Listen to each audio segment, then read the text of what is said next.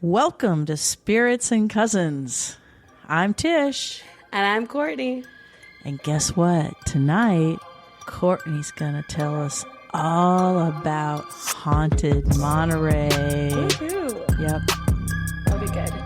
I know, but first you want to hear about what we're drinking. Of course. It's important. Okay. Well, do you want to go first? Go for it, Tish. Or you want me to go first? Yeah. Okay. Since we happen to be here live together, I'm not even sure what Courtney poured me. Milliman Green. Oh, so I'm drinking Milliman Green. I think I drank this on an earlier episode last year. This Milliman Green is out of Kentucky. It's two women. They run a distillery out of Kentucky. I love it. It's along the Bourbon Trail. I highly recommend, if you haven't tried Milliman Green, to try it. I am going to take a sip so I can remember what the flavor profile is. It's got just a tinge of smoke, but it also has some apricot, vanilla. I like it a lot. It's not one of those that you're going to find everywhere. And I also know that you can order directly from them. And I know that Courtney has hashtagged them on our Instagram account. I have. They're good. I love it. I really like their bourbon. What are you drinking, Court? I'm drinking Michter's. Oh. I actually poured what was left, a tiny bit of one bottle. Yes. And then filled it with the rest with another bottle. So I'm mixing it up tonight and having some blended Michter's. So I've got quite a few bottles with just a little bit left. You probably are wondering why I'm telling you this. And the reason I'm telling you this is I'm getting ready to make my way back to Michigan for the summer, or pretty much for the summer. As you all might remember, I tend to spend my summers in Michigan. Last year, Courtney came out and we went to Michigan Paracon. That was so fun. And I spend my winters in California right here in the Monterey area where Courtney is. And I'm trying to drink through all the little bits that I have left. It's a good thing when the bottles don't have much left because it means that people liked it and drank through it. So Michter's is an old favorite. And now, are you drinking the bourbon or the American whiskey? You're drinking what's on the A little cart? bit of both. Ah, there you go. Well, you know, we've been preparing for this episode for a while. I think everyone knows that we both live in the Monterey area.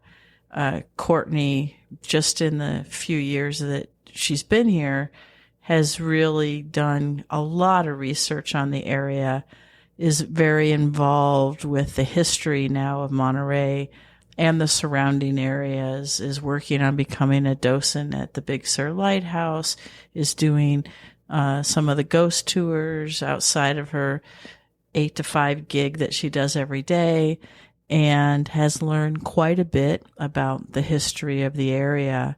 As we've mentioned before, it is a very active area. And when I say Monterey, I'm not just talking about Monterey. We're talking about probably a good 50-mile radius around here at least. So there's a lot going on here, and there's enough to keep anyone busy probably for at least a few years.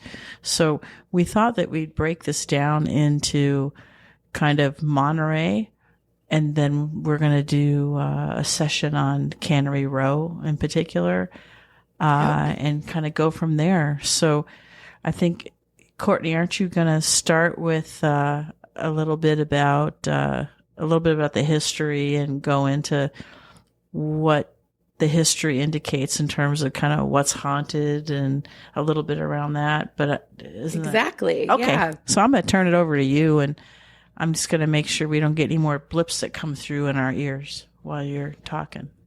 The history of Monterey is what gives us the spirits that haunt it today. So learning about the history is incredibly important, especially to this area. Monterey was the very first capital of California, and it has such a rich and traumatic history. So pre-1769, indigenous people lived here, the Rumsen, Ohlone, Esalen, and Costanoan tribes. They lived here at least 2,000 years before Mexican California and U.S. California. It was such a rich environment for them to live in because they had the forest and the ocean. So it was full of fishing and hunting. They were very prosperous here, and people did well. 1542, explorer Juan Rodriguez Cabrillo named the Point of Pines, also named as Point Pinos. He sought it out at Point Pinos and discovered this area. And what we all know is there's a highway named after him called the Cabrillo Highway. Oh, that's named after him? It is. I had no idea. That makes sense. It does. And then in 1602, Sebastian Vizcaino lands in Monterey Bay in search of a harbor for Spanish galleons and claims California for Spain. So that was 1602.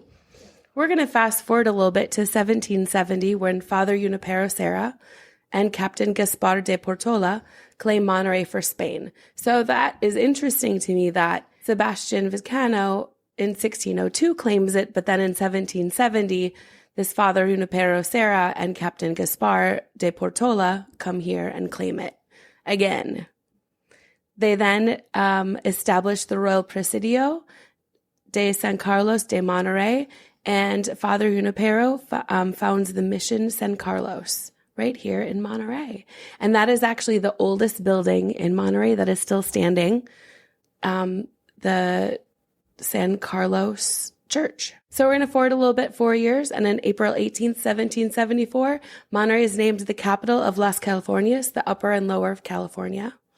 And then in March 10th, 1776, an expedition arrives right here in Monterey with 240 soldiers and colonists. And in 1777, Monterey becomes the official capital of Alta California. 1846, Commodore John Drake Sloat raises an American flag over Monterey's custom house and claims California for the United States. Later that year, they put Walter Colton in place right here in Monterey as the Alcalde of Monterey. So he was in charge of basically everything. Wow. It's kind of like a little bit of a dictatorship. Pretty much. Huh. Yeah, he did everything. He was the sheriff, the prosecutor. He was the judge, the jury, the tax collector. He arrested people. He did a lot of interesting things. Some really great things, actually, and some really hard things. And then on September 9th, 1850, California enters the Union as the 31st state. So again, just a vast history that is just a quick one about Monterey. And then what I'm going to do next is focusing in on some of the other buildings and spaces that have since been developed and have some cool hauntings going on. That's what we all want to hear. Everyone's like, okay, so it goes back to like 400 years ago now. Let's get to the ghosty stuff. Exactly, the fun part. Now that you know some of the reasons why we have all these ghosts, let's get into the really cool stuff. So the first place I'll tell you guys a little bit about is the San Carlos Mission was founded in 1770 by Father Junipero Serra, who was a Spanish Franciscan friar. Say that fast 1,000,000 times.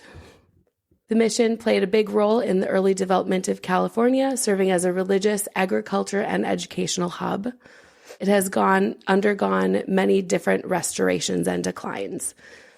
So the interesting thing to me is that when Father Serra died, he was actually buried beneath the sanctuary floor in front of the altar right at Mission San Carlos. And that's right here in Monterey. It's right here in Monterey, the oldest building around. Can people just go in and see that? Can they go into the mission? Absolutely. It's still open. It's still working. It's running. Right.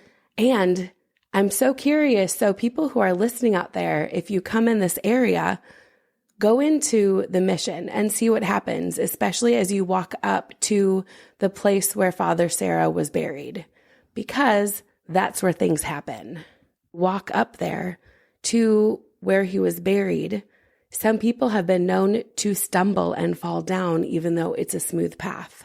And their belief is that if Father Serra does not believe that you've been respectful enough, you will go down to your knees right in front of him where he was buried. You might slam down really hard and be in a position that you never would have voluntarily taken, or maybe typically not have voluntarily taken.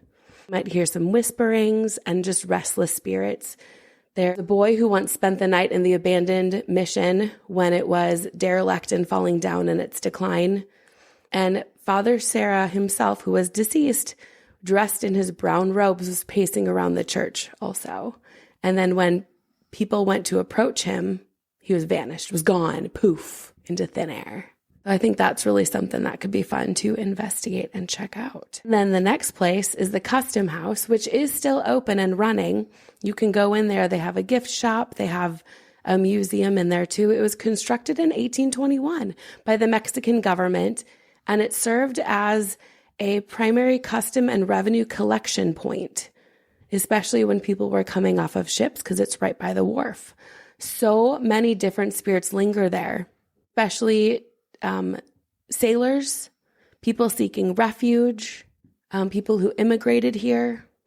It is just very full of spirits who hang out.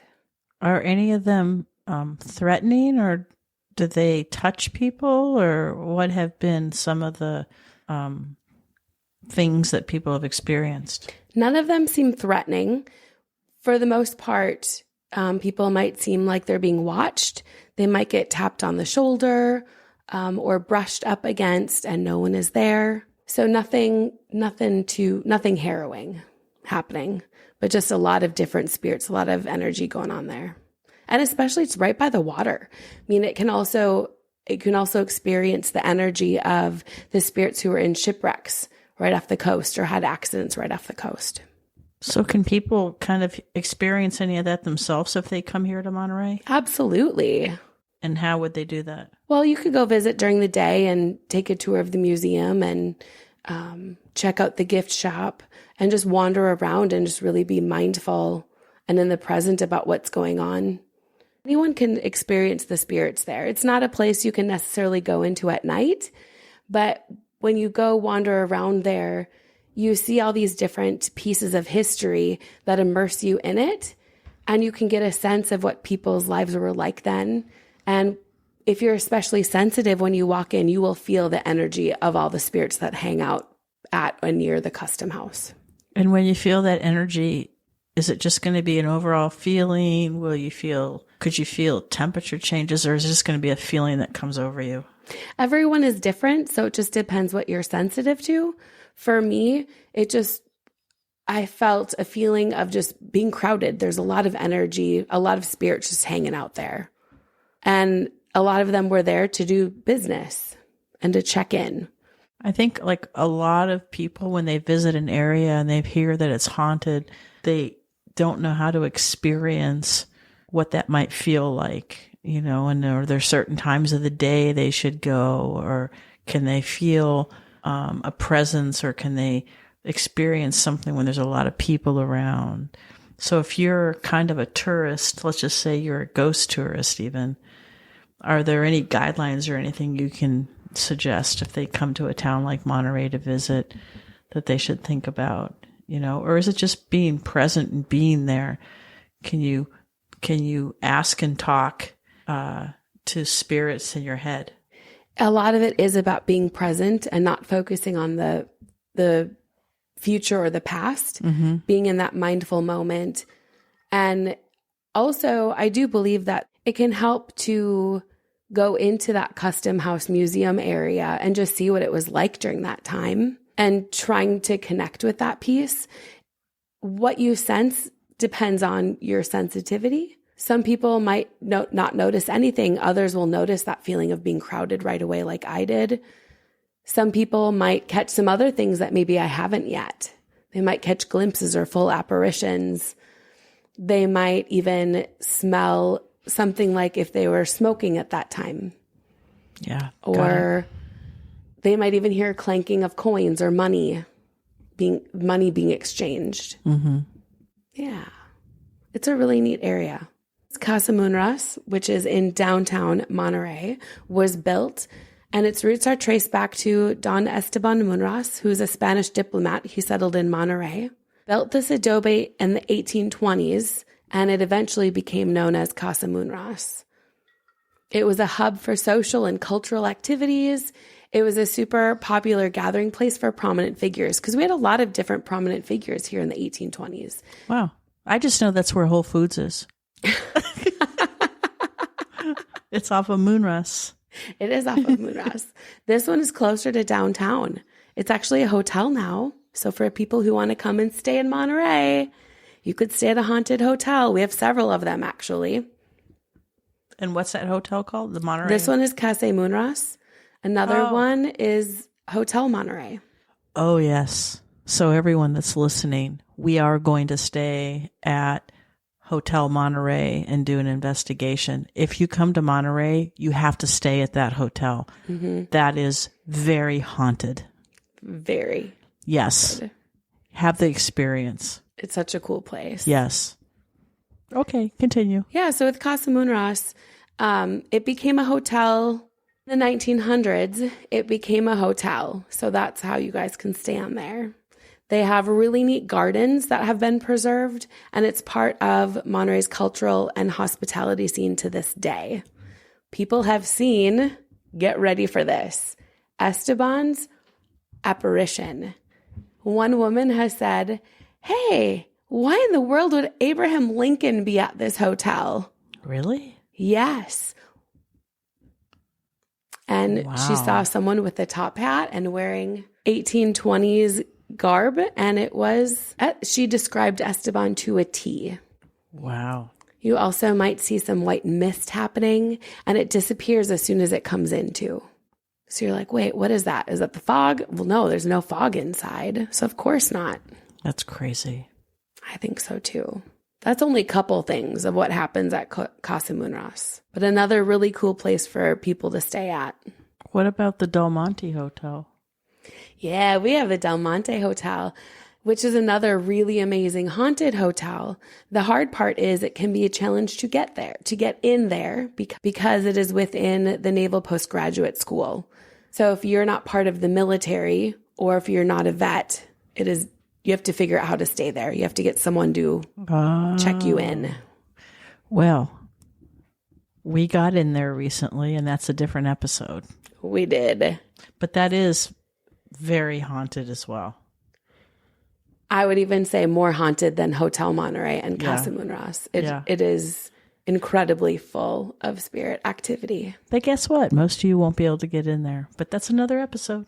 Yeah. But it is very haunted, and it's part of this area, and it's worth mentioning. It absolutely is. There's a lot of things about that place also that I find fascinating that we'll talk about on a different episode. One of the other cool things that happened to Monterey is the Larkin House.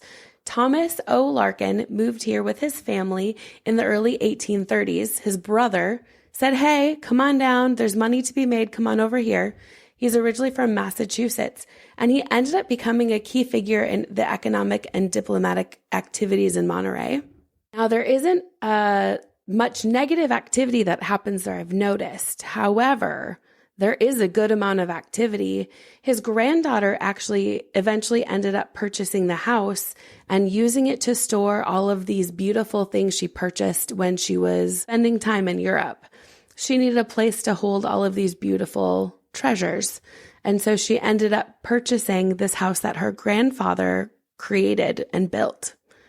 The cool thing about Thomas Larkin is what he did is he missed the colonial design, but also knew that out here they had adobes.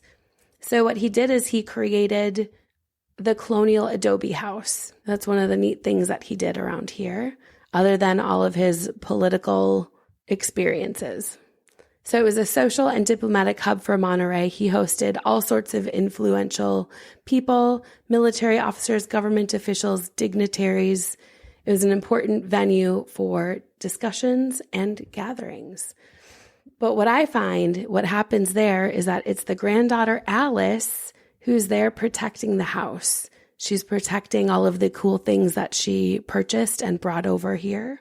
And she really loves just watching over the space.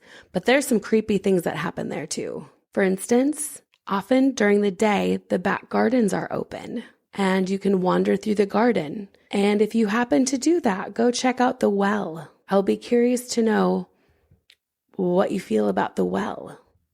I happened to go there one night. I don't know that I told you this actually, Tish. One night I was doing a tour and the back door to the garden was open, like wide open. I tried to shut it and it kept opening. So we walked through and I just wanted to show people the well. And it was so incredibly creepy there at night. It's very different during the day. I went by there with you once, but we didn't have anything creepy happen. No, the nighttime definitely made it different. We're moving on to the Laura Soto Adobe, which is also going to have its own episode because of all the amazing experiences I have there. And that was built in the 1830s and 1840s. And the other thing I love about this story is the land was granted to the woman who owned it originally, and she was one of the very first female landowners in Monterey. Then moving on to 1833 and the Stokes Adobe. Have you been there yet, Tish? Yes. It is such a fascinating place, and this is another one we're going to have a whole episode on because of the entire history of it. And the one thing that I will spoil for you guys a little bit is most prolific serial killers in the area. And I don't think a lot of people know that. Does the area have a lot of serial killers? No, I think he's the only one.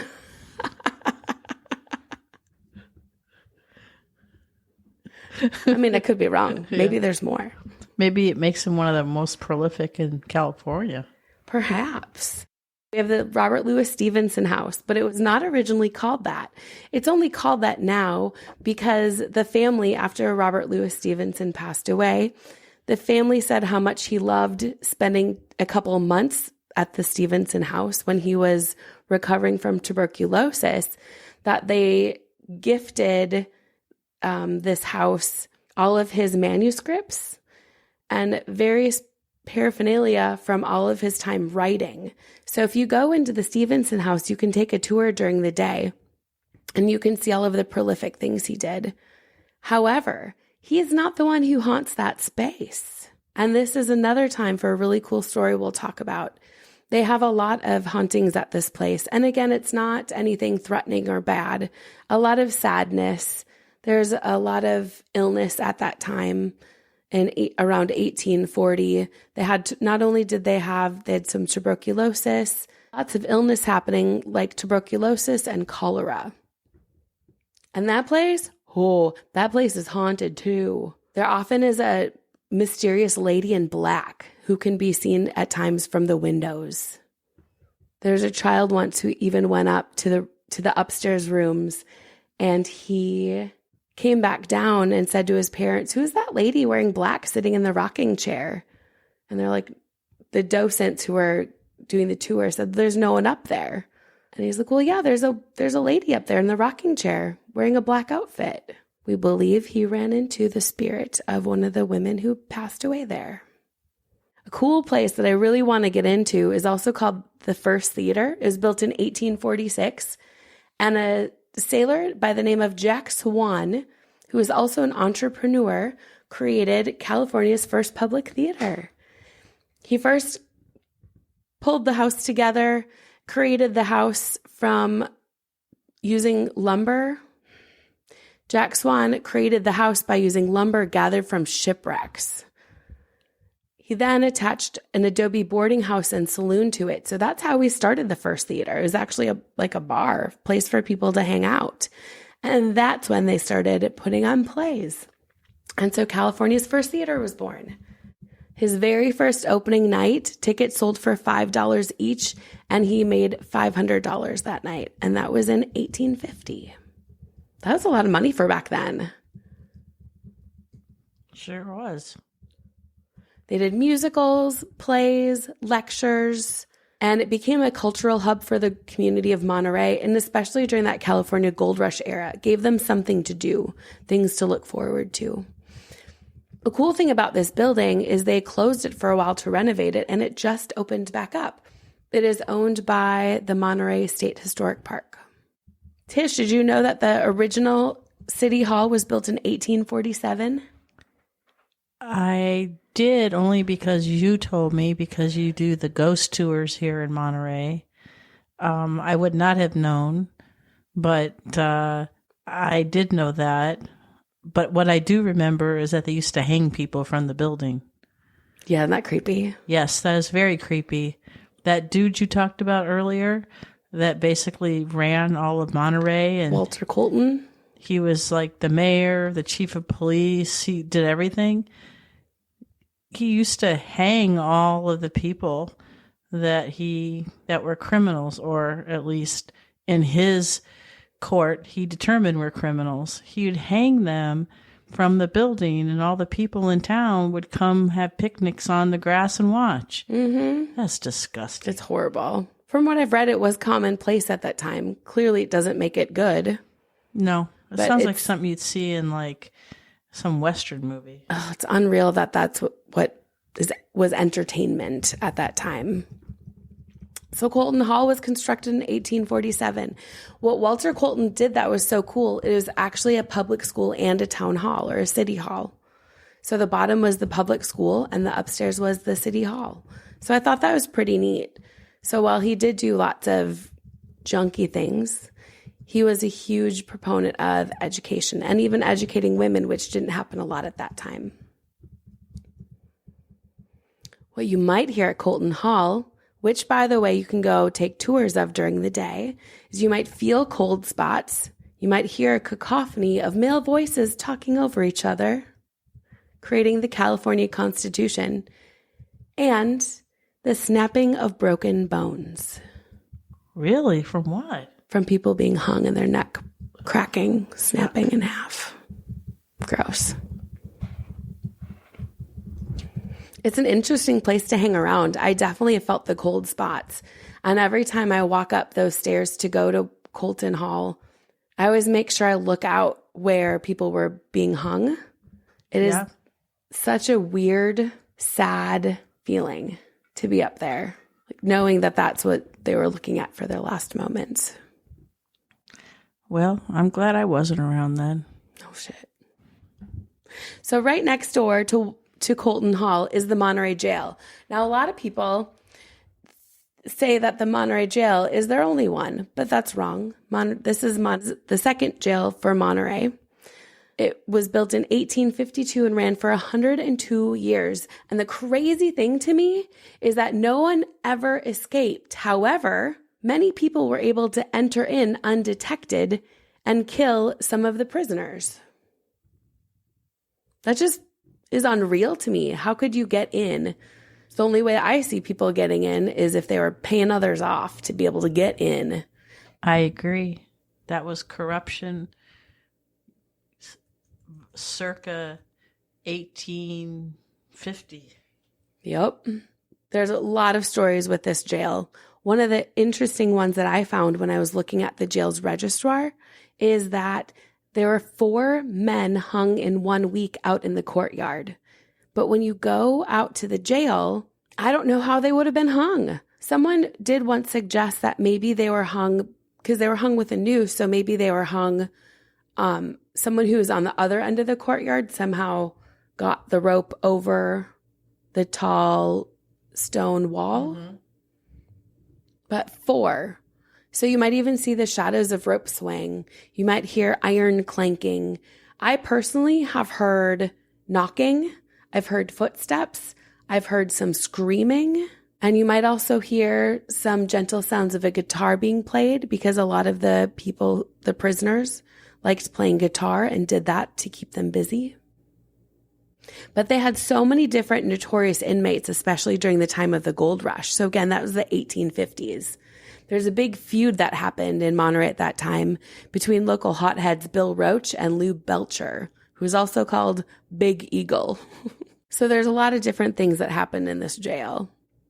And then going back to about that Hotel Del Monte, that was built in 1880. What was fascinating to me about this place is it caught on fire twice and had to be rebuilt twice. So it caught fire in 1903 on March 17th.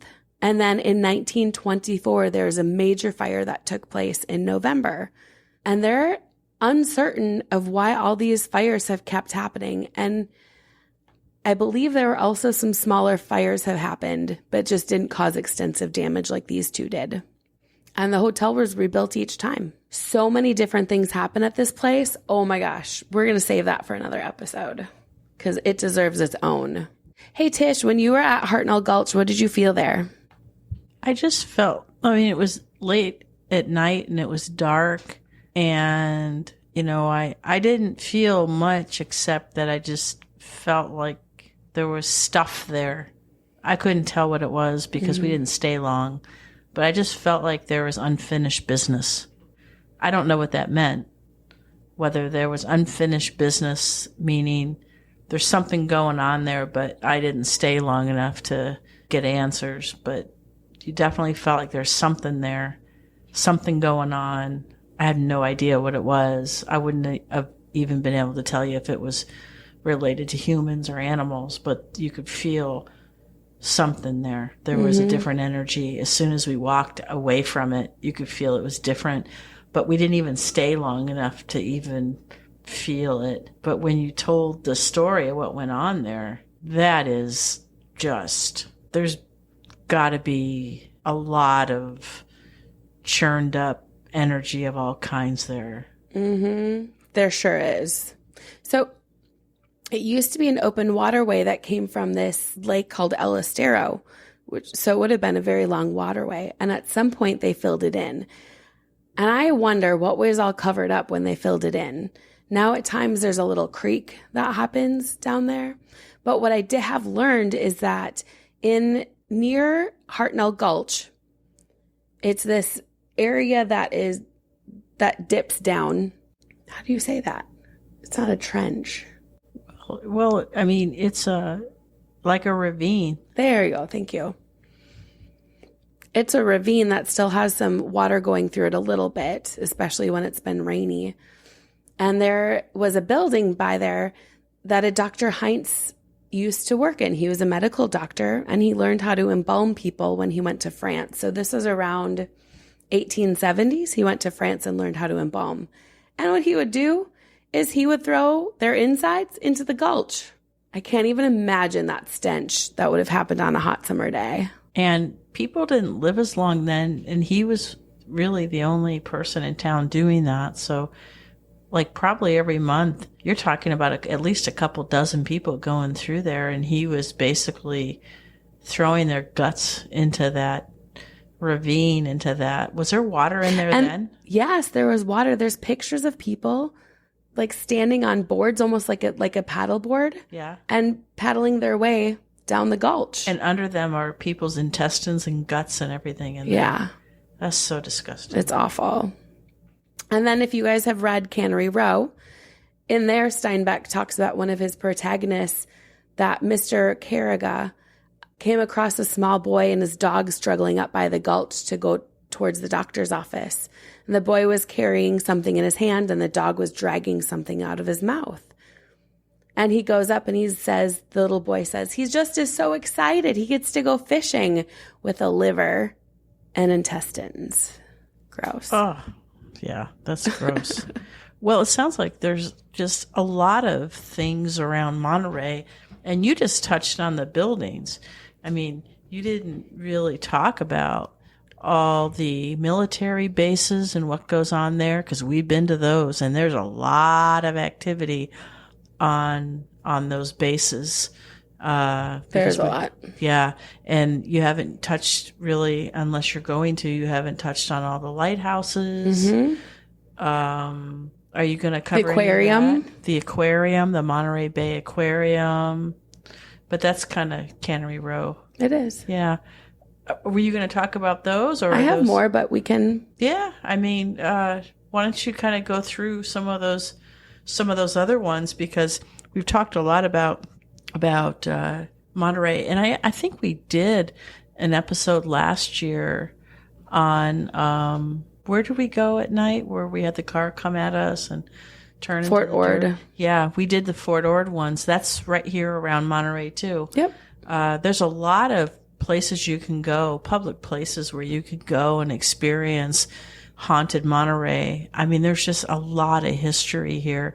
And I think probably more importantly, that kind of feeds into it, there was a lot of, I guess you'd call it challenges and killing and hardship here, especially hardship. back between from the 16 through the early 1900s. And that usually lends itself to spirits that are struggling to cross over, and which is right up your alley. But what else can you share that people should think about or visit when they come to Monterey? Well, and during that time you're talking about, like those that we're talking about, those 1830s time, it was especially a time of literally the wild, wild west. There were shootouts, there were banditos, there were vigilantes. There was so much happening during that time here, which is why we have so many spirits. Now, Tish, you've done Pebble Beach, 17-mile drive many times, I'm assuming. Anytime you have visitors? Many, many times. Yep, we do that a lot. Have you sensed anything at the ghost tree? Is the ghost tree that one little tree on the rock? Yes. No, I mean, I've only been to it like 3 or 4 times, and I've never really sensed anything along there, because usually when you stop and you get out of your car, it's during the day, and no matter how nice it is, it's always really cold and windy, and you don't stay out there long. But I've never really sensed anything along there. There's been parts of 17-mile drive that are through the woods, and I've come back through there at night a few times, and now there I feel coming through at night, not just because it's dark. I feel like there's a lot going on there at night. But I just feel like there's a lot of shadows and a lot of energy. But I don't feel anything during the day. I almost feel like whatever's there at night goes somewhere during the day. I don't know. Why? That one little tree? That one little tree. There's a woman who has been blamed for collisions along the 17-mile drive, and she appears in a wedding gown on the cliff where the ghost tree is. Huh. Yeah. People have heard ghostly whispers and cold spots. People have also said it seems to be a gathering spot for ghosts to hang out. Really? Well, I could definitely see anywhere along there at night. I mean, it's 2 lanes and they're not very wide, and you get in there where there's, quarter of a mile, half a mile in between the houses, and it's just dark forest. I would not want to be in that forest at night. I know it's pretty populated, but it still feels very dark. Yeah. We'll have to check it out at night. I've only gone through there with visitors too, so I haven't really stopped to explore or open myself up to it. I could definitely see that's a place for elementals and things like that, for sure. For sure. I just, it's always wet and damp too, no matter what time of year. It is. Then we're going to move on to Point Pinos Lighthouse, which Tish and I have had our own experiences there. Multiple times. An interesting thing is the very first head keeper of Point Pinos Lighthouse was Charles Layton, and he died in a gun shootout when they were trying to capture Anastasia Garcia, who was a bandito in this area. So it was built in 1855, and it was the very first lighthouse in California. And it still is working lighthouse. It is. If you go there and you want to talk to someone, Emily Fish is the one to talk to. She was a socialite and is most known to hang out there. And even after she retired, she bought a home in Pacific Grove. She did. And we actually looked it up and drove past it. And we've had several conversations with her. She's very active. She comes through the spirit box. She answers right away with very clear words. These are not class 3 EVPs. These are like class 1 and a few class 2. So you can hear the words. They're very distinctive, and she enjoys interacting. And Point Pinos does have tours. They have docents with tours. They do. I'm surprised you're not a docent there. It's a very cute lighthouse. Wouldn't it be cool if they rented that out? You'd live in a lighthouse like that. I totally would. That'd be so fun. Yeah. I mean, you live right on the ocean. It is such a cute spot, but the house is lovely. Yeah, it is. Yeah. Mm-hmm. That's right here in Pacific Grove. It is. I highly recommend going to check that place out. And then the next lighthouse I'm going to touch on is Point Sur Light Station. And it is considered a light station versus a lighthouse because a lot of people lived there. And that was built in 1889, and that's in Big Sur. It's about a 45-minute drive from Monterey, and it is known as the most haunted lighthouse in America. And there were how many people there on a daily basis? It wasn't like a lighthouse where there'd be like an innkeeper and his family. There were a lot of people that would be at Point Sur every day. There were how many people that lived there at any given time because they had those two buildings, right? They had, yeah. So they had someone who lived in the main lighthouse keeper building, and that was the main person in charge. Then they also had this building they called a triplex. And I believe there were 3 other families then with living there, helping with the lighthouse itself. They also had children on this rock. Now, Point Sur is on a big giant rock. It's not a lot of space. But at one point, they also had a military presence, and they had barracks for, I'm guessing the Coast Guard, but it could have been the Navy. Because right next to Point Sur Light Station is a naval facility that was once a top secret naval facility. And that place, we're going to explore that place. Yeah, I don't think anyone's really done any investigating there, you said. Not that I'm aware of. But Point Sur Light Station is very haunted. Not all of the docents talk about the paranormal piece of it. So if you happen to get Julie, I'm currently still a docent in training, so hopefully eventually you'll get me, and then I'll talk more about the paranormal stuff too. But in October, they have paranormal tours. They have night tours, and they sell out very, very quickly. So if that's something you're interested in, keep your eye out for that. I recommend that tour. It's probably one of the most, if not the most haunted lighthouse in the country. It's a great tour. It's a great lighthouse, and there's multiple buildings on that big rock, so it's not just one building. It's got a really terrific history, and they're rebuilding the actual lighthouse and the lenses and everything. Mm-hmm. And it's really, really neat to see.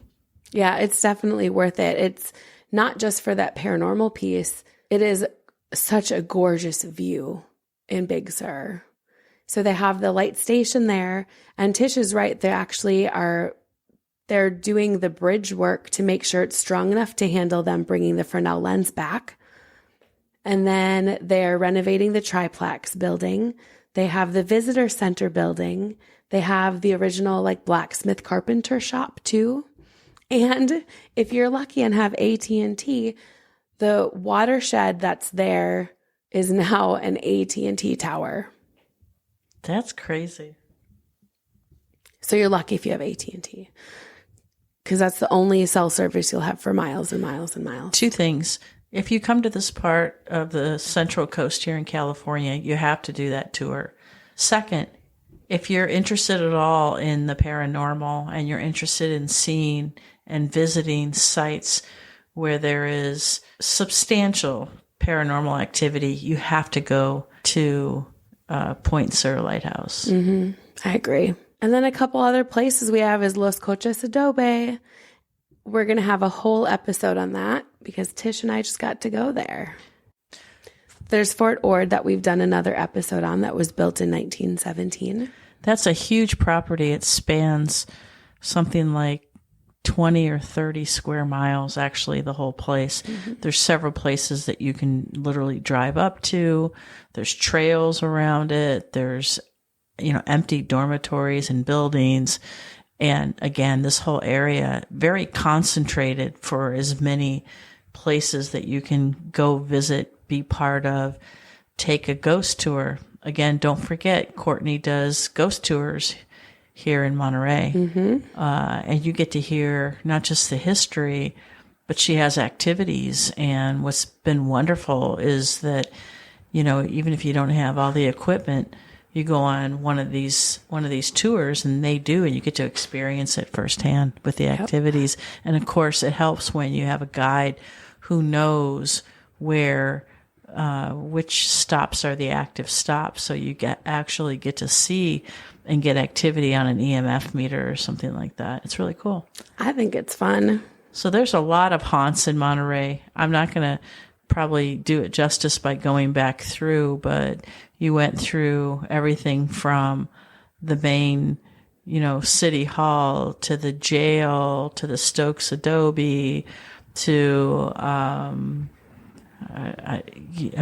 think where else? The Custom House, the Customs House, the Del Monte Hotel Monterey. There was another hotel in there on Moonras. Casa Moonras. Yeah, cafe. Yeah. Casa. And then talked about the lighthouses. You can't go wrong on Cannery Row. We're gonna do an episode just on Cannery Row. There's Fort Ord. There's so many, and you can also look up and you'll see there's roads around here you can drive on. Stagecoach Road. We talked about going to where we went last night in Soledad, Las Cochas, Adobe, all within, 40, 50 miles. There's probably well over 100 places. So there's a lot of haunted places around here, and you don't need much to experience it. So no, you don't. And if you enjoy golfing and paranormal, go to the Peter Haig Golf Course in Pebble Beach, because you might just happen to see a phantom golfer. Oh, yes. I just played that course over the 23 holiday season. I didn't see that. I went during the day, but I guess maybe you could see it during the day as well. I'll have to keep an eye out next time. This is a very history-rich area. I would liken this area to places like Boston or New York and Chicago. Now, it's granted, or San Francisco. Granted, it's not as big as those cities, but if you look at, if you were to kind of size it up by richness per square mile, it's rich when you consider the size of it. Yep. And there's plenty to do here to keep you busy, for 5 days between the attractions. Oh, the Monterey Aquarium. You talked to the Monterey Aquarium. There's plenty to keep you busy. And if you're into paranormal, you could spend 5 days. You probably have more to keep you busy doing paranormal here, time-wise, than even the other stuff. Absolutely. So I hope you all enjoyed this. By no means are these the only places, but there's a whole list. And I think that what we're going to do is we'll go back into this episode and kind of give you a listing of those so you have them. And anything else, Court? Anything else on this? I think that's about it. I mean, there are so many more places that have paranormal activity. This is just a drop in the bucket. Great. Well, we want to thank you, and we're going to do our next episode specifically on Cannery Row. But we want to thank you for joining us today on Spirits and Cousins. And until next time, I'm Tish. And I'm Courtney. And we are Spirits and Cousins.